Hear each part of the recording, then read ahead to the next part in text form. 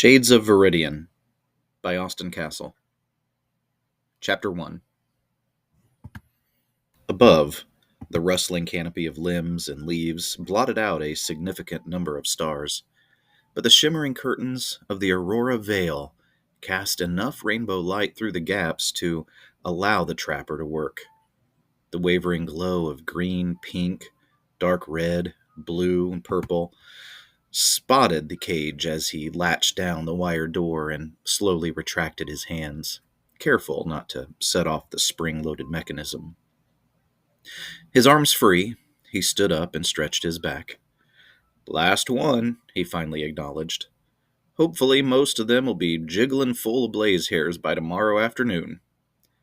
His quarry were not particularly coveted in the Viridian markets, but catch enough of them and the silver stacked up, especially in the north. Blazehair cloaks suitably insulated in the depths of winter, and though the hunter never really cared for it, blazehair meat was a favorite among the Mothfang people because of its spice. Placing his tools in the wooden cart, the hunter slid on his weathered leather coat and grabbed the two handles that extended from the cart bed. He pulled the cart behind him, and its two wooden wheels creaked as they wobbled along the forest floor. The dark woods unnerved the hunter a little. He rarely set traps so late into the evening, but he wasn't terribly far from Illyrian's outer walls, and his large skinning knife had recently been sharpened. The cart was much easier to pull now that it was unloaded, so he was able to cover the distance faster than he had that afternoon. To calm his nerves, he hummed the first half of Betty's Pouches, the only part of the song he knew. Despite his humming, he could hear his stomach grumble. Hopefully Marla's stew is still warm. The veil's colors continued to flitter upon the ground, but they were becoming more diffused with each step, blurring and softening both on the grass as well as the air, like light passing through an old dirty window. "My eyes must be as tired as my back," he thought, shaking his head. He dropped the cart handles and wiped his eyes with the cuffs of his jacket. Still, the colors were blurring. The trapper bent down to retrieve the handles once more, but then he stopped. His boots were blurry too, and whitening. "Sick mist," he gasped.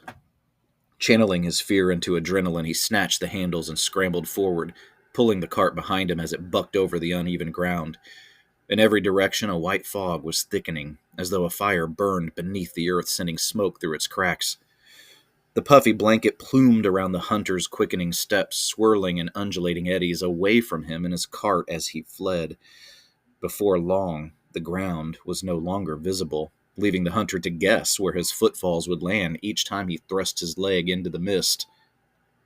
"Just have to make it to the wall," he thought desperately, trying to ignore the sting in his legs. Suddenly, his right foot came down on the side of a rock, bending his foot inward and toppling him to the ground. The mist, displaced by the hunter's body, splashed away for a moment, rolling and dissipating where it was thinnest. The cart slammed into his bottom half, punting him into a somersault like a ball in snow. For a moment, all he could see was swirling white. Then he pushed his upper torso above the fog, and the forest came into view. Movement caught his eye, and he looked around him.